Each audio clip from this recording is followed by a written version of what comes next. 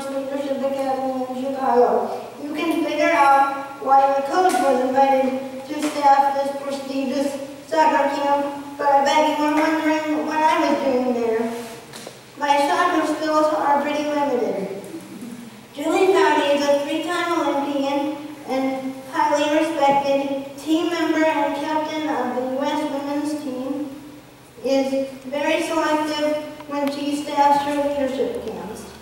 Coach Sarah has high standards both on and off the field. She knows and can coach soccer, but she lives and believes in leadership, teamwork, and character.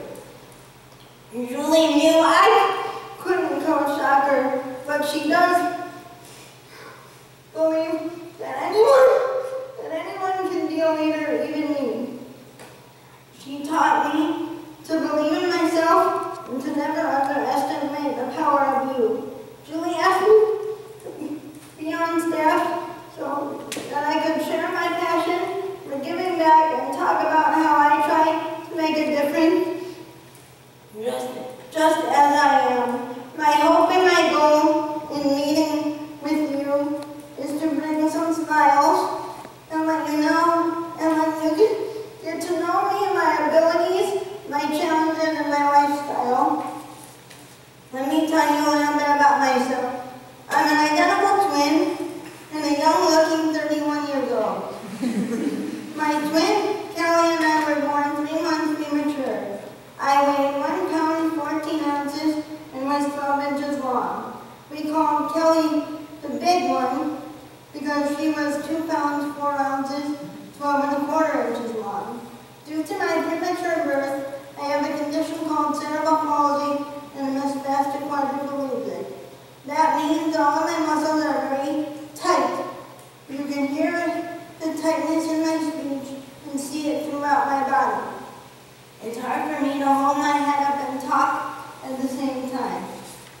I cannot sit, stand, walk, crawl, or feed myself, and I need help with all of my daily living skills. I started school when I was 3. I went to a preschool program for disabled kids and loved riding a little yellow school bus with a lift. I thought it was pretty cool at the time. The novelty is worn off now. I loved preschool and then my first boyfriend there. When it was time for kindergarten, I started at my neighborhood grade school with Kelly. I was the first wheelchair in my grade school and middle school and was able to keep up with the regular work in classes with a one-on-one aid and had a lot of friends and loved with a one-on-one aid to help me. I had a lot of friends and loved playing hopscotch and Red Rover at recess. Can you picture it? During my 4 years of high school, I had the same one-on-one aide that became one of my closest friends. We were a great team, and I couldn't have done so well without her. I graduated a member of the National Honor Society and received an Outstanding Senior Award because of my volunteering and community service during high school. My high school had 3,200 students. I knew a lot of people and a lot of people knew me. I was easy to pick on in a crowd. Lots of people knew who I was, but not everyone really knew me. I tried to be as involved as possible in clubs and activities. It wasn't always easy, but it was always fun. I attended football and basketball games. I wasn't a soccer fan then, but I am now. I went to concerts and plays and was the #1 fan for my sister's softball team. A lot of high school is socializing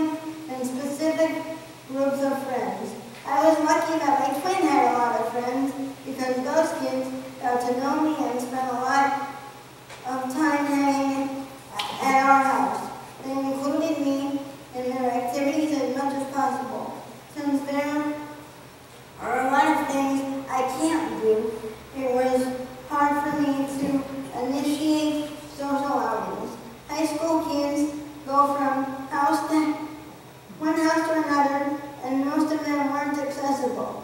My parents had to drive me everywhere, and though they are a lot of fun, I didn't want them joining me everywhere I went. I still like to go places without them. Like a hotel room last night.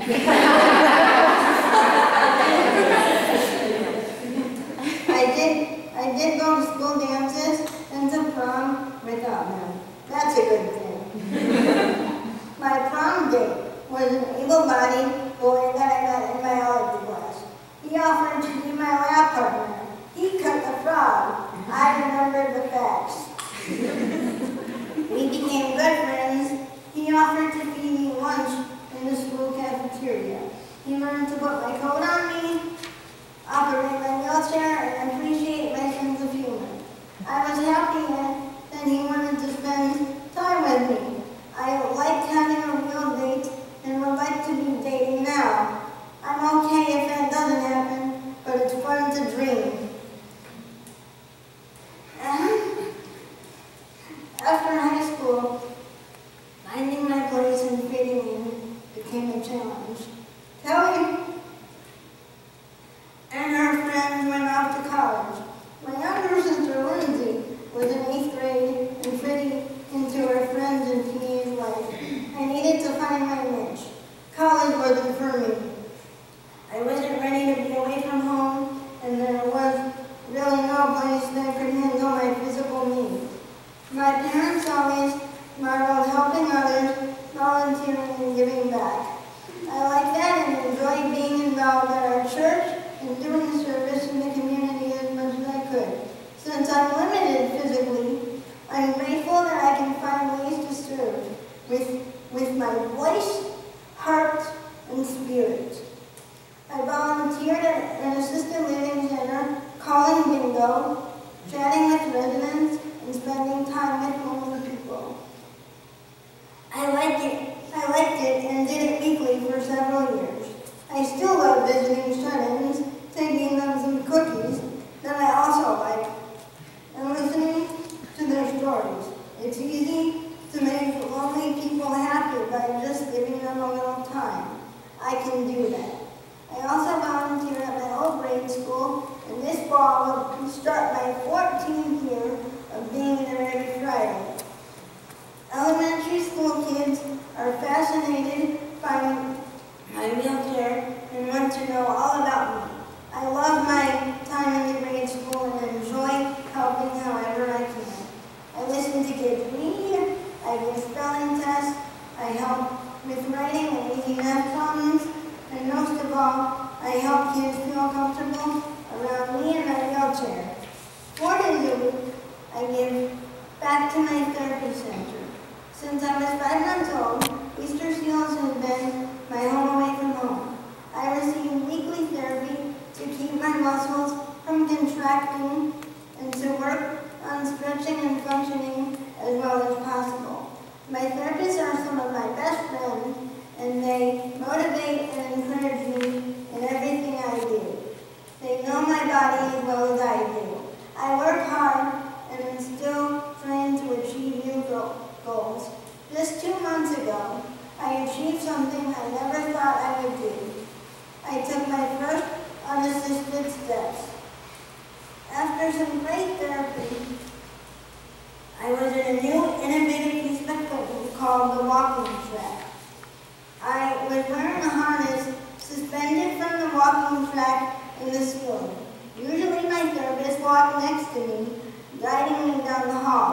This time, while my therapist went to get a soccer ball to see if I could practice my kicking, I just started walking on my own and didn't wait for any help. In addition to getting weekly therapy, I volunteer at a Easter School Center about 25 hours a week. I give tours of the building, run errands for staff, and my favorite part of volunteering is encouraging kids in therapy, talking with families, and meeting people. I love giving back to a place that has done so much for me. In November of 2006, someone saw value in me, and I was in the development department. I'm still at it. My job title is relationship coordinator. It means that I get to use my smile and my charm to connect with people and educate them about Easter Seal services. I thank donors, promote events, speak in the community, and work to make our staff and families feel valued and appreciated. Since I've been hired, there have been leadership changes in the organization. I am learning to accept different styles of leadership and am constantly working to educate others about my abilities and my needs. It isn't always easy. I have found a group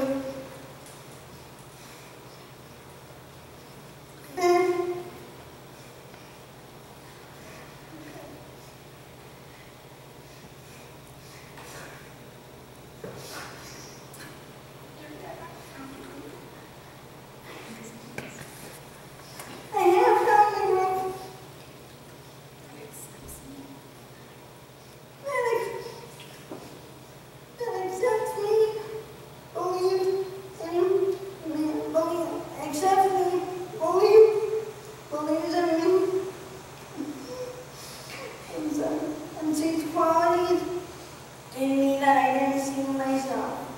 Can I do that again?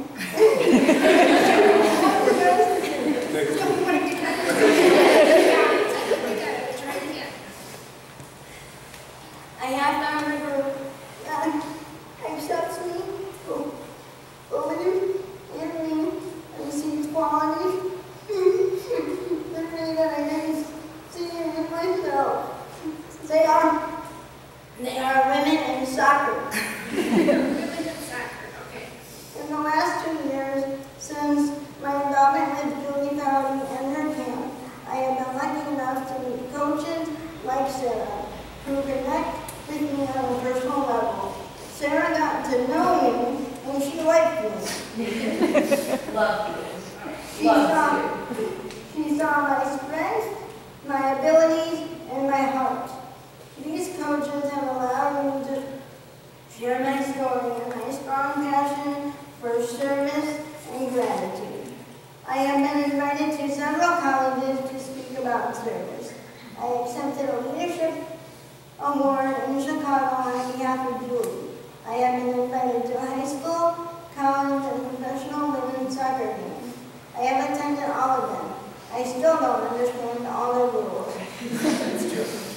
I have been humbled by these opportunities and by the letters, Facebook posts, emails, and school essays written about me. Last year, Julie wrote a blog for ESPNW about me. And this year, she wrote an article for the Huffington Post about the value in all people. She wrote about our friendship, but the message was about taking a stand for acceptance and inclusion. I am blessed that throughout my life I have been accepted and included. My family has worked to make things happen for me, just like they have done for my 2 sisters. When Sarah asked about me coming to North Carolina to meet you all, my mom hesitated for a bit, worried about the logistics, and told Sarah she should think about it. My dad said, "Let's go," and Sarah made it happen. I am grateful. I like to live each day with an attitude of gratitude. And that quote has been my motto. In fact, my twin had those words made into a big decal and it's pasted on my ceiling right above my bed. I love to lay in bed and look at those words. I am allowed to be grateful for, and I try to appreciate my blessings daily. My faith keeps me going and gives me hope. I grew up as an active member of my church. I was involved with my family in lots of church activities. I outgrew some of them and then just felt like I attended weekly services. That changed about 2 years ago when a new pastor